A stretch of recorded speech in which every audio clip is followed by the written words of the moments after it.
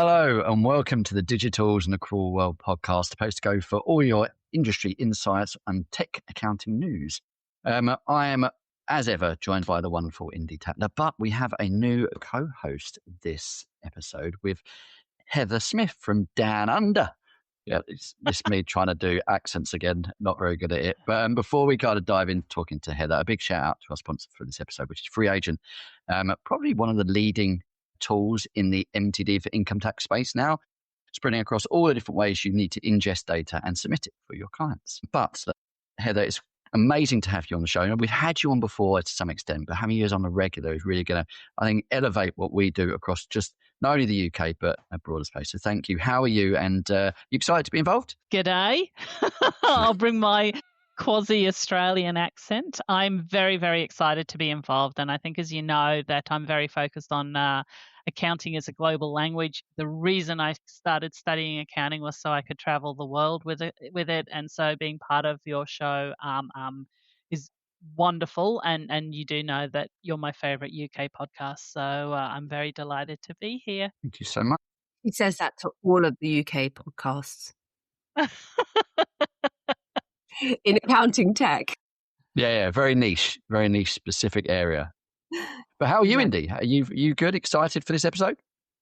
Very excited. I think it's off the back of what you know is a horrible flu. So I'm so happy that seems to have let go of me now.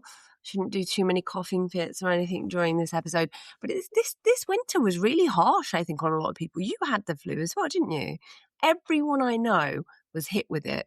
Pretty much every single person has had something that then has lasted like a week or two. And I spoke to the doctor. The doctor said, as you know, I'm not really a big doctor goer, but I had to in this case with my young one. She just was not recovering and it had been over 2 weeks and she was looking really pale. So we went and he said, yeah, the flu vaccine this year was rendered ineffective, whether that's because not enough people had it or because there was a different strain. I'm not entirely sure, but I've had the double this year. So I've had COVID and I've had the flu. Wow. Yeah, that's quite extreme. And yeah, it appears that everyone, as you say, has been hit by something. I do wonder if a lot of it is COVID and no one wants to talk about COVID anymore because it's so terrifying that we could get hit again. But I guess you probably don't need to worry about this, Heather, because it's summer down where you're. It is summer. And look, for everyone who's listening and not watching, Indy looks fabulous for someone who is coming off an illness.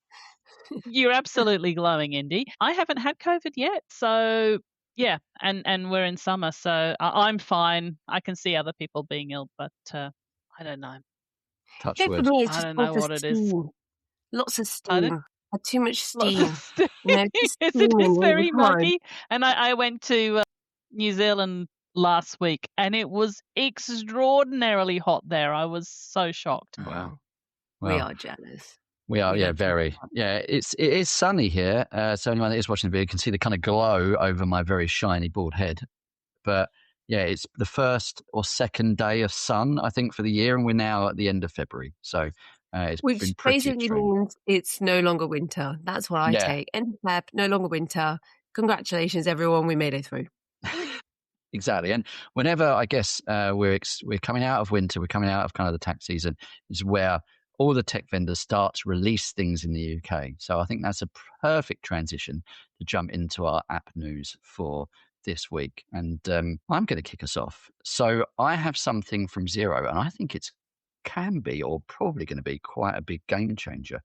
They are aiming to eliminate manual data entry across all of their licenses. But you kind of say, well, they've already got HubDoc. So what are they doing is going to be a bit different to that? Well, they're doing OCR extraction now for receipts, invoices, and rental statements directly inside Xero. So when you upload email or snap a photo of receipt, and that does include rental statements, you're then the documents are being extracted via AI.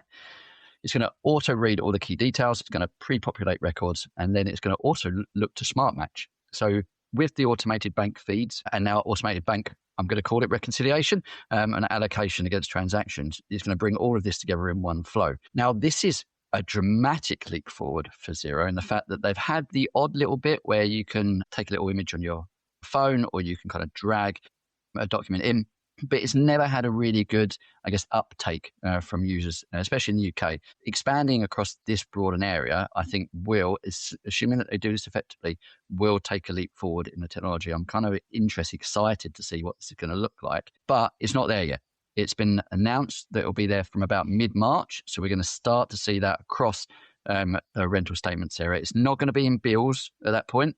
They're going to delay that until April 2026, which I find a little odd in the fact that I think bills are probably, they've already got some of the technology for bills. So why that's delayed and they're bringing rental statements forward, I'm assuming because of MTD for income tax, that this is kind of the lead into the release. But what's going to be the impact on all of their partners in this, I guess, the ecosystem? What's going to be the impact on HubDoc? I guess, Heather or Indy, you got any thoughts on this? But maybe an extension of the point that, the fact that it's not released to bills is possibly linked to the fact that they have rolled out a very simple but strategic update in a quick view for bills. So maybe there's some more tinkering that's at play here. So instead of opening each bill in a new full page tab, users can now get a split screen panel directly from the bills to pay list, and you can improve, edit supply details, change planned payments and planned dates, and adjust line items or even trigger payments all without leaving the screen. So maybe there's some extra bits of tweaking that Xero is doing, and they've already managed to get some customer feedback on that. So customers are reporting time savings around 20 seconds per bill. I'm not really sure how they do that. Do they sit there and do the Bill Olympics or something? But that is, it doesn't sound dramatic, but if you multiply that across 200 bills a month, then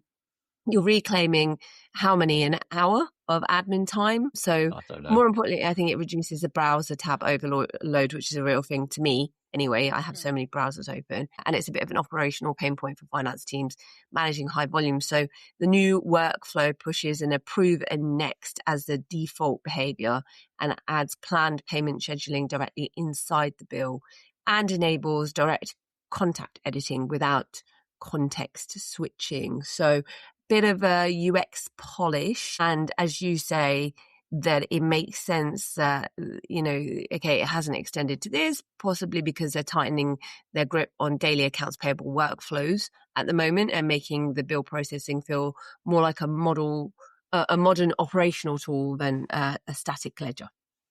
Cool. Yeah, I mean, my take on that is Xero already have kind of a split view for bills, but it's hidden. It's not obvious to people. And like whenever I do training, I'm kind of going through and show them what to do. And then at some point they'll come back to me and go, where was this functionality? So maybe they're making this a lot more obvious, a lot more streamlined, a lot more accessible.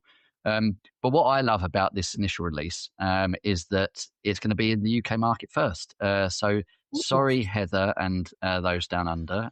We get this functionality ahead of everyone else, probably because I don't know, with a test case. What do you think, Amber? Do you think this should have been down in the APAC region? We don't have the quick view either that you were talking about, that Indy was talking about. So I think there's a lot of evolution happening in the payments space, which was Xero's second priority that they've listed on their plan. And I think because the UK potentially has Making Tax Digital coming, you're getting a lot of these features and you can test them out. We've been the petri dish for long enough. Yeah, finally there's a good reason for Making Tax Digital for income tax. We get some tech ahead of the rest of the world. I'll take that. Fabulous. So one of the things that has changed, and I think it's changed globally, but I'm not hearing too much in the UK, is that the Xero file inbox area has changed. So I don't know if you've been impacted by it, but everything that was sitting in the inbox has moved to the archive area, and every new invoice that's coming in as a document is moving to the archive area. And I currently, what happened was it's repopulated for me with filed documents, and I'm not even a big case. Other people are like hitting 22,000. The search functionality has gone. And so it's sitting, the inbox is kind of sitting bare, and you kind of have to grab everything and then file it, and it goes into archive. So initially I thought maybe archive means something different across the world. And I've been pinging everyone And apparently it pretty much means the same thing. So then I was like, well, why did we make these changes? Why were these changes? So then I contacted all the expat people, and no one had heard about the changes and why they happened, because it hasn't been announced publicly. And a lot of people at Xero you speak to are completely unaware of it. And so eventually, through lots of unpicking, it's come back to it was for making tax digital in the UK that these changes have happened. The result is quite unexpected, but I don't know, maybe you can shed some light of why you think all the files would move from the inbox to the archive area for making tax digital. So I guess I've got some initial questions on this because I'll be honest, I'm not sure I fully understand. So is it that any new documents that go straight to archive, or anything that was in the inbox at a certain date has been kind of forced into archive? Everything has been forced into archive. And so some new things, if you put in the inbox, are there. But anything like I send in via Dext goes into the archive area, as well as creating a document. So as well as creating a bill, it goes into the archive area. But if I go into the archive area and delete it, it deletes the document attached to the bill that was pushed in through Dext. So it doesn't make sense. No. And I think they've made changes. Yeah, I mean, what I would say in the UK is that the files area is not one that's had any focus. Like we don't, I guess, in the UK use it. It's not advertised to us to use it. It becomes just that area that is a repository to some extent, because we tend to always go and attach documents through the individual transaction screen. So I guess from a logical point, I guess if we're looking at it from the way we've been educated to use Xero, that if we now want to start using the files or documents area, that we don't want to be seeing anything that's come in through different means. So anything that's coming from Dex kind of makes sense to sit in archive. It's not an active document because it's already been allocated to the transaction. But anything we put into the system, something that's different that we put into files, we might want to allocate. And maybe, just maybe, this is linked to the thing I brought up earlier in that whole new document scanning functionality. So that maybe is what's gone on. Obviously, I don't know here. I'm completely speculating. But maybe they're trying to make files a more active area. And so anything that was in there needs to disappear. Otherwise, it's going to be chaos. And anything that comes in through different means also needs to disappear. But I completely agree with you. I have no idea why, if you delete a document, it would delete the transaction. That doesn't make sense to me. Transaction stays. Got it. You know how you have something attached to the transaction that disappears. Yeah. So the source document. Do you not have the obligation to keep source documents for 5 to 7 years? Yes, but I guess you shouldn't be deleting it out of the file section, because that is essentially your storage. And that's what I've always understood, is that essentially the files area is just another area to see where all of your attached documents are for all your transactions. So it would make sense to me that anything in archive, if you've removed, because it could be an error, it removes it from the attached because they're essentially linked. But yeah, for such a dramatic change, I've not heard anything about this, and you'd think you'd hear about it ahead of time, right? Warning, like big red flashing lights. This is going to happen. Make sure you've got your documents under control. Yeah, absolutely. There were 90 comments in the Xero Australia Facebook group, but yeah, I agree. I've seen one comment in the UK Facebook group. And again, maybe it hasn't rolled out for you. Well, I don't know enough, but what I would say is that if it did, we're probably oblivious because we don't use the area in general. I'm sure there are lots of people that might do, but as a general, how do we utilize Xero, work with Xero? It's just it's always sat in that repository area of, you don't really need to look at this. You don't need to worry about it. This is the way you work with the system. Go to the transaction. You'll see the document attached in there. And then we have other tools such as like Vault in Dext, where you can store additional documents that aren't related to transactions. So I think that's possibly why, but I can't talk on behalf of the entire UK, although I do try to at times. Well, look, this very much feels like the Xero show, but I do have something else from Xero. As I guess we've always seen in the UK, and I think beyond, they have a very strong focus on improving cash flow for small businesses. They've talked to government, they've pushed a way to help, I guess, get money in as quickly as possible, and they manage the way you're getting money out. And they are reiterating this through changes they're making in the system. So what are they doing? Well, I guess you could probably argue some of this is tenuous to link to cash flow, but they are They're enhancing JAX, so Just Ask Xero, to improve functionality and the ability to create documents, not only individually, but now in batches. So you can do it via contact groups, or as they refer to it as client portfolios, to say, create a number of invoices for this group of contacts or number of invoices for this contact. They've also enabled JAX to be able to pull specific payment information or information on overdue invoices. So once again, not only are you using it for creation, but you're putting insights out, and they're enhancing specific functionality that I guess maybe on launch it wasn't able to do. We're now going into the depths of, I guess, something that's more useful with the Just Ask Xero tool, where I know it got a lot of flack at launch. I think it's now starting to come into its own. I've started to see quite a lot of LinkedIn posts from individuals that are interacting with it and saying, oh, this is actually now starting to save me time, which I think before it was taking longer to go through Just Ask Xero than it was to do it manually. But they're also releasing new custom invoicing or invoice template editors, and I love this, right? The ability to just drag your logo in and it automatically extracts all your branding and creates the invoice template based on your branding and style. I think that's an amazing little kind of AI powered tool there, because the invoice templates has been an area where I think it's not had a lot of love for quite a long time. And we get asked by lots of businesses to go in and create a custom Word document to enable their branding. Now, like once this is released, you're not going to need to do that. The individual user can drag the document in and it can create it on the fly. And what they've previewed in some of their releases is actually really slick and modern looking invoice templates, like sticking with, I guess, the modern Xero brand, whereas I guess it's looked quite traditional, a bit outdated. So I think that's a big positive, and I'm really excited to see that when it goes live, purely because it's going to help a lot of the clients we work with. And then they start talking about other things such as letting customers see statement balances all in one go, or pay now across all of their invoices. So that portal and the ability to kind of interact with that customer portal. But, and this is something that I have been banging a drum for a long time, the ability to accept deposits up front before you do invoicing, because that has driven me mad inside Xero, especially from a VAT perspective. And I know they're working on this because I followed up, and Kate Hayward at Xero nicely let us know that, yes, VAT is on their radar. They're going to be addressing that, which I know is a big frustration for a lot of accountants out there.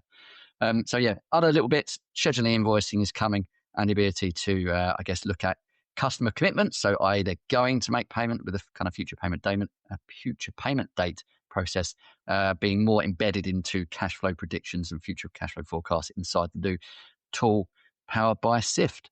So a lot going on. And I think that we spent the whole of 2025 going, come on, Xero, release some stuff. And they've come out, the sun's shining. It's like, here, have everything.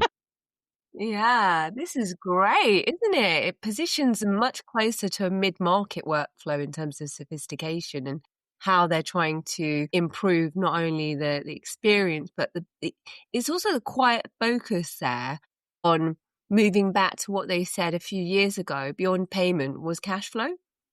And so this kind of reinforces that, in particular when you compare it to like some of the other softwares that are out there.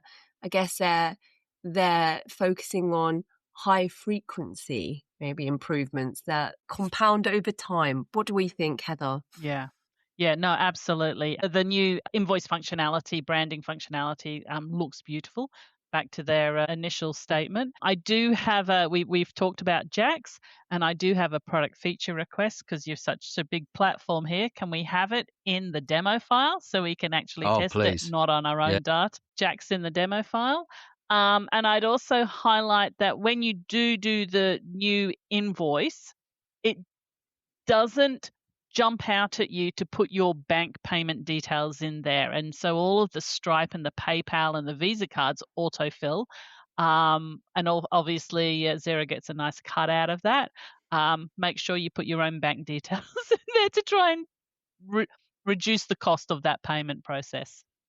Yeah, actually building on that, if Xero want to stay on at least parity with QuickBooks Online in the UK, you need that direct kind of bank transfer as an option. So the Pay Now button enables that embedded card, but also the direct open banking style transfer to reduce, I guess, and minimize costs, because a lot of businesses want to receive money as a direct transfer.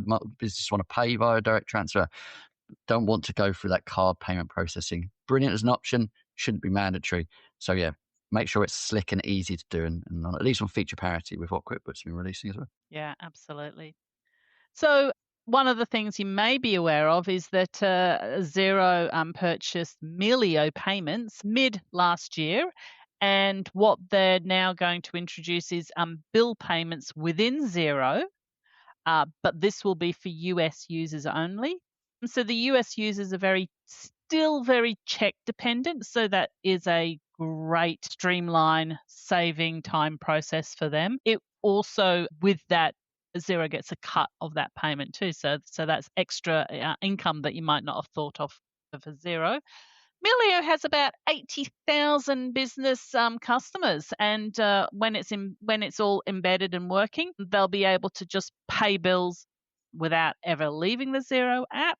And they are coming out to release sort of a robust approvals process. That is not there yet, but that will be built in. And with that, one wonders how that will impact WorkflowMax and Lightyear.cloud, because they both have that robust approval process within them. Now, one of the interesting things about Jax, and from an Australia, I don't know if it's happening in the UK, but Jax doesn't actually interrogate bills or expense claims. If you ask it, it says, well, you need to review them individually. You can't use Jax to do that, which is kind of strange, but that's the way it is. But Melio has released Mel, which is their AI agent. So the US people will be able to interrogate their bills and expenses using Mel in Melio, but not using Jax and Xero. So I do wonder if an evolution will happen there. Well, I think there needs to be. So, I mean, this is, I guess, one where, am I slightly jealous on it? I know that Melio was a tool that was put forward as very good over in the US, very powerful, and had a lot of support from, I guess, some of our counterparts over in the US with what was the Cloud Accounting Podcast, I think now just the Accounting Podcast. And so I know that, well, I guess from the acquisition, it made sense to me. Taken, I guess, standard half a year to fully embed. And now they're getting the rollout and the benefits. And we've got similar functionality over in the UK with the embedded Crescode platform inside Xero. So yeah, I'm surprised on the Jax side. I assume that there will be over time that overlap or combination of Mel and Jax, and maybe Jax can just talk to Mel and then come back with the answers between them. But yeah, I think this is a good step forward, especially as you say, it's very check focused. There needs to be a leap forward in the US, and if this kind of embedding of Melio inside of Xero enables that, then I think it's a big win. Do you think that absolutely the US market is a couple of years, like when we were talking about open banking and the revolution? Yeah, like as in, like you said, it's so check-based, it's so fragmented. And so what they're probably experiencing on rocket speed, though, is what we were experiencing here maybe 3 years ago, pre-open banking. Yeah, I think so. I guess if you look at how technology adoption has gone through APAC, through UK, through Australia, there tends to be, as the sun goes around the world, a slow transition of tech adoption from east to west. So we're slightly behind Australia, and the US is slightly behind us. We're all getting there. We at least did open banking first. I'll take that as a win. Yeah, absolutely. Mm-hmm. It's such a big one. Okay, so I've got a couple of updates actually. So one is still this time focusing on Xero, but Xero's ecosystem in a notable consolidation. Mayday, good old David Tuck has acquired Easy Month End, which is aiming to own more of the financial close process end to end. So Mayday built the reputation, as we know, on automating the messy technical side of month end, as David used to say, mend month end many times, intercompany deferred revenue, prepayments, multi-entity controls. So Easy Month End, by contrast, focus on the framework, so the task management, reconciliations, accountability, and audit confidence. But put the two together, and it's about turning prep to posted into a connected workflow. So one login, unified UI, automation tied directly to closed tasks. So instead of automation living in one tab and the checklist In another, the vision is a structured, coordinated close where execution and oversight sit side by side. So this isn't something that they've speculatively tried to figure out. It seems that you've got finance teams that are already using both products together, and the acquisition just formalizes what customers had effectively stitched together themselves. I think this is a great move. It's smart, it's defensive, and it's possibly a sign of what's coming. I can see a scenario occurring where there is, as this is like a major workflow, that, you know, month end is something that these guys end up maybe extending with their own agent in some cases as well. I mean, once you've got all parts of the pieces of the puzzle there, I mean, you've got this sort of tool that then is able to automate complexity across the board and provide controls and audit trails. But in the past, I think that's been so fragmented that this sort of feels like it's one of our, you know, first AI type companies that is that like won't run out of runway and hasn't promised on autonomy. I think David Tuck's done an exceptional job of making sure that he's seen a couple of years into the future on a deep sort of domain pain that in the past has been long overlooked. So for all those that missed the trick on investing in his rounds, I mean, better be kicking yourself, because I think that this is like has a broader implication in terms of where this business is going. So it's a good infrastructure building, and I think this is where we see durable value that will go the distance. What do we think, guys? I think the last few years, I've never seen so much talk about streamlining end of month, that process. Like, it's like, this is something we can do. We've got to do it faster. So it's very interesting that he's made that alignment and made that acquisition. And he seems to be surrounding himself with some really, to his credit, smart people who as you said, I reckon they're having some big visionary conversations, which is exciting. And that's what pushes our industry forward. So well done. Definitely. I think the other thing is that, you know, as building on what you said, Heather, there are some big players such as Sage that have said our aim is to eradicate period close. So when you've got the the big financial players in the space, the only way to go beyond that, I guess, is to go, well, where do we sit that I guess those players don't play as much in? And that's, as David's been doing for quite a long time, is that slightly bigger business, the complex business that has multi-entities. And they've been focusing on elements of period close for a while. They've done some prepayments, like deferred income adjustments in real time. This makes sense to completely bring these two together. It's, in my opinion, a perfect pathway for them, and rather than try and build from scratch, acquire and merge together is a quicker way of doing that. So yeah, I think it's a very smart play. I'm glad they've got to that size and scale where they can make acquisitions. Yeah, I'm interested to see how this turns out, because I know over the last year or so they were rebuilding their kind of back engine, and as I know a lot of the tech players have done to make them more AI accessible. So yeah, I think it's a very smart play. I think we'll have to see kind of over due course on what the impact's going to be, how well they merge the functionality together to maximize it for both sets of customers. But yeah, very, very exciting one for 2026. And then just another little interesting one. I'm not sure how this features, and I don't think we picked up on it at first, but looking at Buddy for a moment. So Buddy is the HMRC recognised cloud payroll software that entered into the UK market to offer modern payroll solutions. It looks like maybe we call it an acquisition. I don't know if this is like a formal acquisition, but based on companies' house filings, MoorePay Limited has been listed as having significant control over Buddy. MoorePay is a major UK supplier of payroll and HR solutions, part of the Zealous Group. So it looks like a strategic play where MoorePay has essentially acquired Buddy and allowed it to integrate maybe into its own technology suite of HR and payroll services. Ryan, any material thoughts on this beyond what we have seen there? Well, I think slap on the wrist for us for not picking this up earlier, because we talked about the CEO of Buddy leaving an Yeah. episode or 2 episodes ago.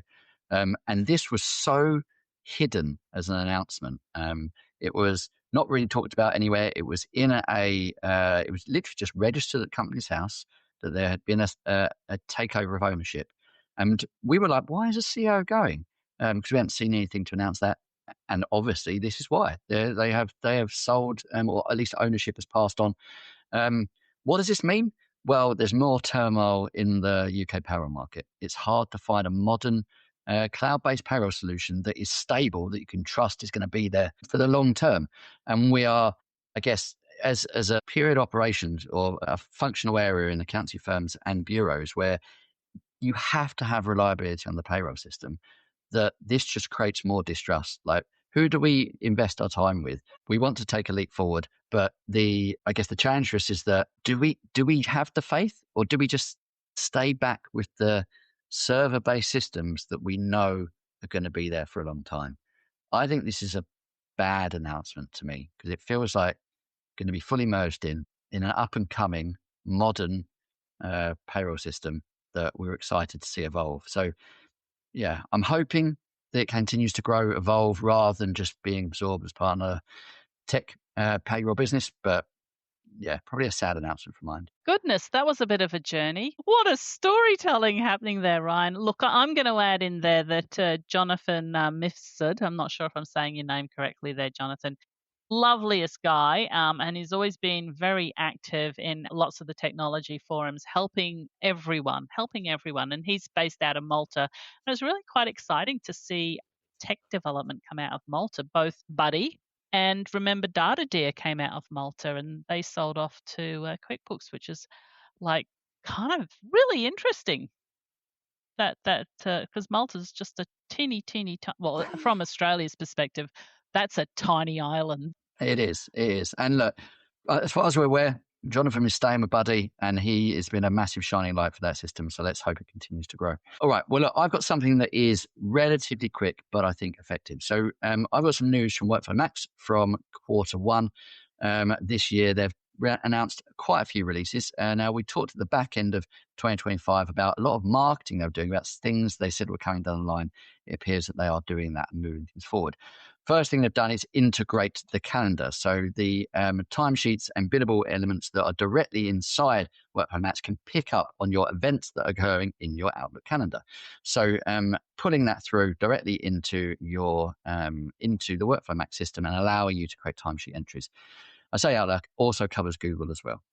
Now, another, I guess, lovely to have bit of functionality in any project management system is having the ability to remind people to complete their timesheets, because people aren't great at doing that, and have the ability to have an approval process built in. They have rolled this out so that you can have more control, standardization, and oversight over any of your team that are encouraged or mandated to complete timesheets. Another quick one is they've released a Zapier integration. I'm not going to delve into that. We know what Zapier is, but is a big step forward in integrating the platform to many other areas. Specifically, I would say things like CRM. And then other little things, you've got multi-currency purchase orders now directly inside the system, and the ability to send out schedule reports. So little releases, apart from more on the timesheet and calendar side, but they're delivering on the promises that they talked about in a lot of their marketing at the back end of 2025. Yeah, that's excellent. Excellent releases, even though they're small. That's really important. So I will go ahead and talk about the SaaS Apocalypse, which I think one day will be a film starring Leonardo DiCaprio and Matt Damon. But the SaaS Apocalypse is early 2026. We saw a dramatic sell-off in software as a service stocks, driven largely by fears that generative AI will make traditional SaaS products less relevant and obsolete. Investors are questioning the economics of the old subscription model, especially the price per seating in this AI-enabled world. So it's hit lots of firms. I think they're talking about $1 trillion wiped off in share prices. Atlassian, Xero, Salesforce, SAP, and others have been hard hit. I attended the Xero Road Show yesterday in Brisbane, which was lovely. And the Xero Global Chief Strategy Officer, Angard Soin. He said, this is sort of a quote from him, if you look at any of the SaaS stock around the world, whether it's Atlassian, whether it's HubSpot, all of them are down 50% or so. And it's because the presumption is that AI tools will be able to code a set of workflows. And if you're in SaaS, then that's going to go away. So that's something concerning. The business model for SaaS is not necessarily dead, but of course, people are worried what's going to change. So what are your thoughts on the SaaS apocalypse? You know, I I have a thought on this, and it's less around SaaS apocalypse, which sounds so bleak, and more in a positive way, but also equally, the effect is still the same. It's SaaS Darwinism. So we're seeing something here where we've got, I think we're particularly exposed in the UK, where we've got like a number of ledger-centric SaaS dependent companies. So we've got a small number of ledgers, and they act as like the primary operating system. Then we've got a really dense SaaS layer of things that sit on top of that. So things that we've, spoken about and on this podcast quite a lot about that. But many of them exist, and we've said that in the past. Many of them exist because the ledger, in some cases, is incomplete and maybe doesn't have edge cases or poor UX for those edge cases. And that's where the SaaS layer has historically been able to monetize those gaps. Whereas I think that if we look at what's happening now is, that we were talking about what Xero is doing more of, the ledger is becoming smarter. So if AI agents sit within the ledger and embed natively, then they collapse the entire category of various number of bolt-on tools. So things like if Jack's style reconciliation improves, or embedding AI handles in the document context, as we were saying with like Melio, Mel. And some of that's already happening. But also I think AI, as you picked on there, Heather, reduces the per seat revenue, and it can fundamentally breaks in particular in the UK, the SaaS pricing model. So if AI allows one, small owner managed practice to manage X or 3X the client base, then, SaaS growth needs to it decouples from headcount growth, i.e. that, you're not having a bigger firm that instead, and paying per seat, which is what most of the SaaS companies do, that will become unaffordable. I don't think that they will be completely decimated, but I think we are going to see some major consolidations, pricing model shifts that we said last year, we speculated on that, and value, shifting to more like the value or the outcome. And then I think we'll also see the collapse of different undifferentiated tools that have in the past been whole companies, but really these are features. So I think the ones that will survive either will sit really close to the compliance end, or they'll own a lot more proprietary data, they'll create a lot more proprietary data, or they maybe work in controlled or regulated workflows. So then that becomes very difficult to extract the software out. And also they'll deliver measurable financial impact. I think there's so much we could talk about this, but I'm going to coin a different term. It's SaaS Darwin. What do we call it? Darwinism or Darwinism? Darwinism. There, that needs to be your next LinkedIn post, doesn't it? Think so Forbes can start quoting you. I just don't think very much, Heather. SaaS Darwinism isn't going to make it as a movie title. Come on, SaaS Apocalypse, I can see. Yeah, but you can't even say SaaS Apocalypse very fast 3 times. I'm not doing it. But I don't need to say it, because fortunately Matt Damon will be playing me in the movie and will say it on my behalf. So I'll leave that up to him. But my only insight on this is that there's a challenge and also an opportunity. And you've picked up a couple of things that I want to just comment on. Firstly, I think it assumes that anyone can use AI to create code in a secure way. And something that we've all kind of learned over time is that those that are in tech know the things to look out for when they're writing code, so know how to review code. Whereas me, as a layman, I have no idea, and it's going to take me forever to get to the same point as someone that's in that space where we have to do that. So are we as accountants going to write or use AI to do workflows that actually we can get someone that's in this space to do? Now, that doesn't really prevent SaaS going away, but you said pricing from a user basis to a feature basis needs to change. And we are seeing that. We've reported on that, I think possibly in the last episode, the episode before. Unleashed have changed from a user to a functionality-based pricing model. I think we're going to see a lot more of that from these SaaS vendors. But you also point out that you think that it will be SaaS will still be used for compliance processes. And something that I am going through at the moment is I'm using a fully AI created accounting practice to create my set of accounts for my business. Now, this has been created, this accounting practice has been created by not a non-accountant, someone that has not been trained or qualified as an accountant. They have just created some AI agents, told them to communicate to each other and given them specific roles. And the output from that has already been incredibly impressive. We are running through this story via LinkedIn. It's going to be at Accountex. If you've not picked up on any of it, look at our LinkedIn feeds, because it's remarkable what it can deliver. It's not perfect. There are issues. It helps that I can spot those issues, because as a layman, I don't think I would. But having a level of review or oversight over the top of essentially and a completely AI run accounting practice is something I think we're not that far away from. So, and that's taking the compliance side and moving away from SaaS. I mean, that's slightly different. You're still overseeing it. What I'm talking about is that it's going to destroy thin software. So the ones that are thin layers of software. I think when you've got something that, it can help you perform the duties of the compliance piece quicker, but it still depends on you, Ryan. Like you said, you still have to look eyeballs on. It just means that there's less Ryans that need to do that.